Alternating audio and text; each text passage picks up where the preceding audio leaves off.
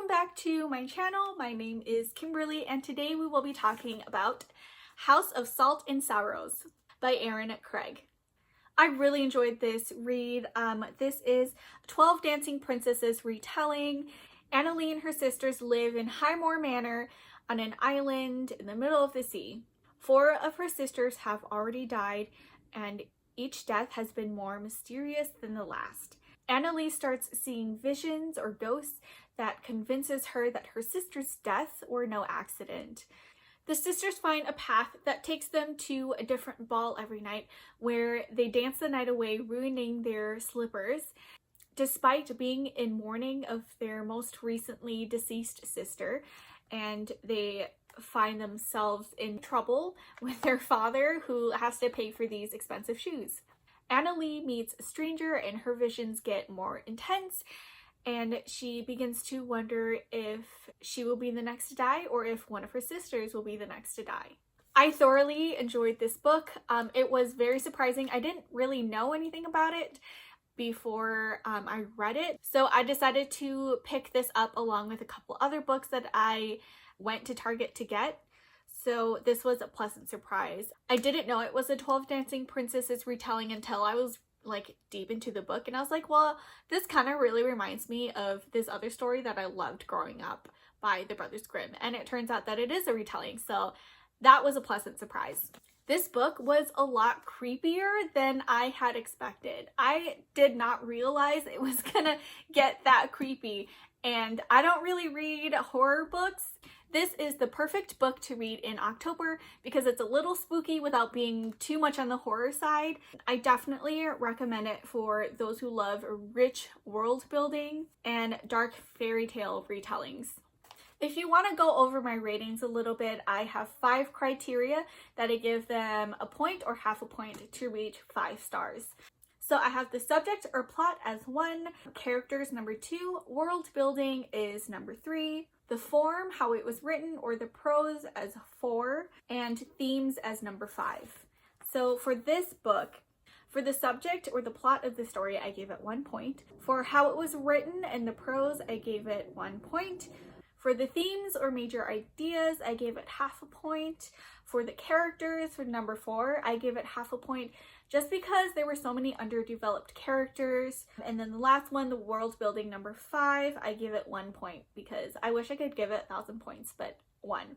So that brings us to 4 out of 5 stars. That said, I'm gonna jump into the spoilery section. So if you have not read this book and you don't want to be spoiled, please stop watching this now. Goodbye, spoiler-free people! Okay, I'm gonna put this book down now. I gave this book a 4 out of 5 stars because I really enjoyed this read.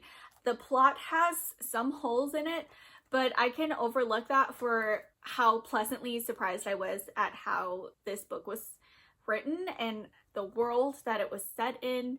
I'm so sad that this book is a standalone. I wish that I could get more of Highmoor Manor. There's so much potential in this world that I wish we could get more stories from it.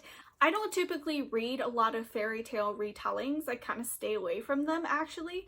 So the fact that I enjoyed this was really nice. The plot I feel like was done really well. The twist at the end I wasn't expecting at all.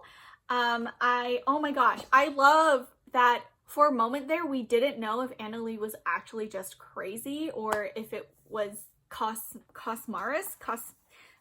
I can't even like say this chick's name. Let me pause you. Okay, I want to start off with the bad things that I didn't like about this book. There are definitely gaps in the story. Overall, it was still well written. The writing flowed really well. It was really easy for me to read, really easy for me to get lost in.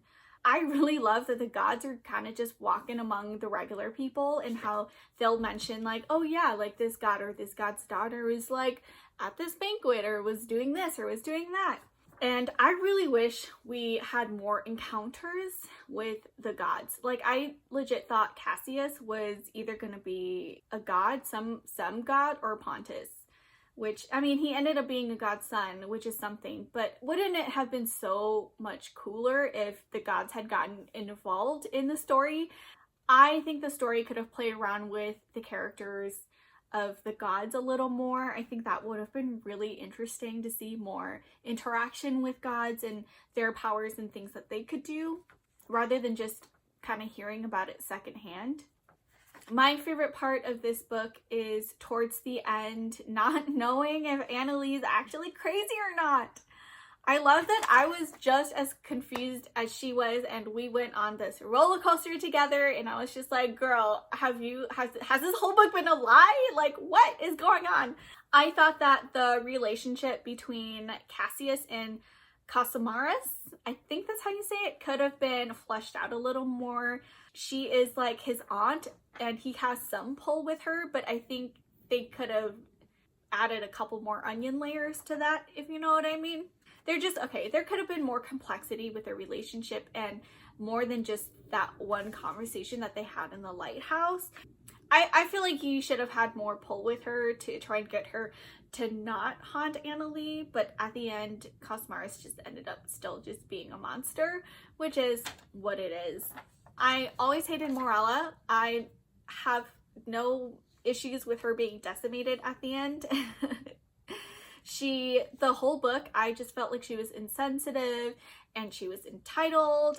I feel like even Morella sacrificing herself at the end to Viscardi instead of having him take one of the sisters or Annaleigh is still not really a redeemable quality, because I don't know, she's probably gonna die anyway, and it's her fault that the twins died, and that's just like not okay with me. That doesn't make it okay.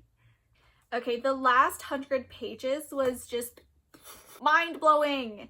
I was so sad to find that Fisher was actually dead and had been dead, and it was just a monster. Fisher was he just seemed like such a sweet character, and he deserved so much more than just to die like that. Getting into some of the characters, there were so many sisters that it was really confusing. I was pretty much confused like most of the book. Erin Craig just ended up grouping the sisters. So there were like the twins, and then the Graces, which I think were the younger girls, and then Annaleigh, and then Camille is the oldest, and then there were the dead ones. So that was a little confusing, and like none of the sisters really got any character development other than Annaleigh and maybe Camille. But I mean, it's a lot of people in a pretty short book. Okay, so yeah, 400 pages. Even so, 400 pages is still not enough to write a backstory and character development for 12 girls. So, I mean, it's fine.